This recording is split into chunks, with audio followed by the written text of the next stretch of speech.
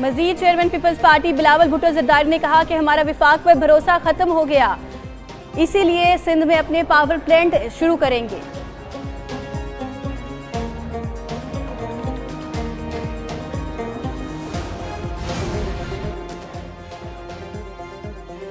रहनुमा एमकेएम खालिद मकबूल सिद्दीकी के मुताबिक इस्लामाबाद सिर्फ मुल्की वसाइल इस्तेमाल करने के लिए है।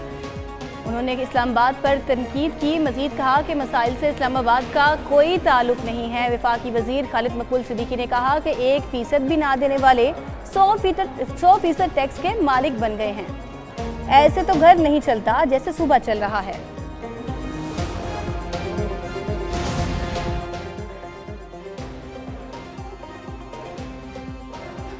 कला अब्दुल्ला में फोर्सेस की चौकी पर ख्वारिज के हमले की कोशिश नाकाम बना दी गई।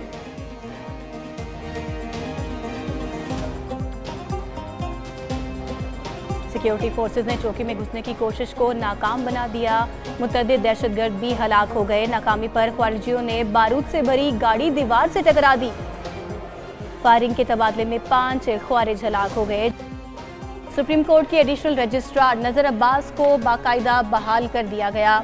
रजिस्ट्रार ऑफिस ने नजर अब्बास की बहाली का ऑफिस ऑर्डर जारी कर दिया। नजर अब्बास को बहाल कर दिया गया। आईनी मुकदमा रेगुलर बेंच में लगाने पर OSD बनाया गया था।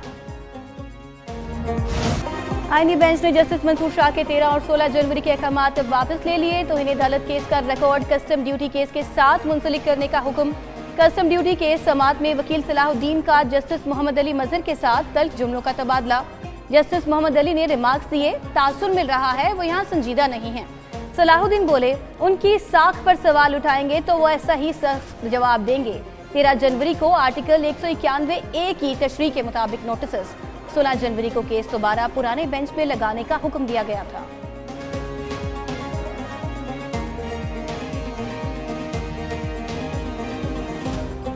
सिविलियंस के मिलिट्री ट्रायल के खिलाफ इंटर कोर्ट बिलों पर समाअत। जस्टिस मुसरत हिलाल ने पूछा, क्या फौजी अदालतों में जज वर्दी में होते हैं? वकील वजारत दिफा ने कहा, कोर्ट मार्शल में जज फौजी यूनिफॉर्म में ही होते हैं। जस्टिस मुसरत ने कहा, वर्दी में फौजी अफसर बतौर जज कैसे गैर जानिबदार हो सकता है? ख्वाजा हारिस बोले, यूनिफॉर्म तो जजों ने भी पहन रखा है। जस्टिस जमाल मंदोखेल बोले, क्या वो कहना चाहते हैं कि काली और खाकी वर्दी में कोई फर्क नहीं? दौलत मुश्तरका के मुल्कों का मुस्तकबिल नौजवानों पर मुनहसर। नौजवानों की सलाहियतों को निखारना है। वज़ीर आज़म शहबाज शरीफ का दौलत मुश्तरका एशिया यूथ अलायंस समिट से खिताब। कहा, वज़ीर आज़म यूथ प्रोग्राम नौजवानों की तरक्की का फ्लैगशिप प्रोग्राम है। कौमी तरक्की और पॉलिसी साजी में नौजवानों का किरदार बढ़ाना है। वज़ीर आज़म ने कौमी यूथ काउंसिल के अरकान से हल्फ भी लिया।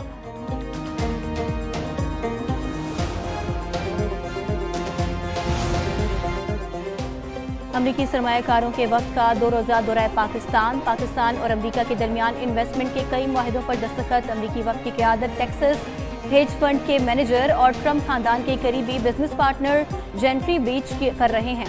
नई अमरीकी हुकूमत बनते ही इन्वेस्टमेंट वक्त का पाकिस्तान आना इंतहाई अहमियत का हामिल है। दोनों ममालिक में मुआशी और दो तरफा ताल्लुकात की नई राहें खुलेंगी।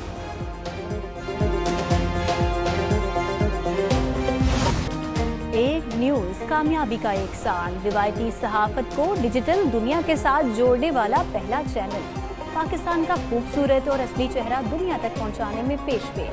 खबरें दिखाना ही नहीं, समझाना भी है हमारा फेर। नई इजादात, साइंसी तरक्की और नई दरियाफ्तें। एक न्यूज़ सब दिखाने में सबसे आगे। हम सब एक हैं, हक और सच की आवाज़ के लिए। जुर्रत और बेबाकी का अलम थामे, जुल्म को ख़त्म करें मुकम्मल सच्चाई के साथ। बनते बिगड़ते हालात में इंसाफ और अदल के लिए मजलूम की आवाज़ बने। शऊर की मशलें जलाते पाकिस्तान के हर कोने में एक प्रोफेशनल टीम के साथ हम एक हैं। जवाब, चैंपियंस ट्रॉफी का पाकिस्तान आना हमारे लिए बाइस एजाज़ है। कई साल बाद पाकिस्तान में बड़े इवेंट्स का आगाज़ हो रहा है। वफाकी वज़ीर इत्तलात अताउल्लाह तारड़ की मीडिया से गुफ्तगू। कहा, शंघाई ताउन तंजीम के इजलास के बाद मेगा इवेंट पाकिस्तान में खेला जाएगा। माजी में पाकिस्तान में खेल के मैदान वीरान हो गए थे।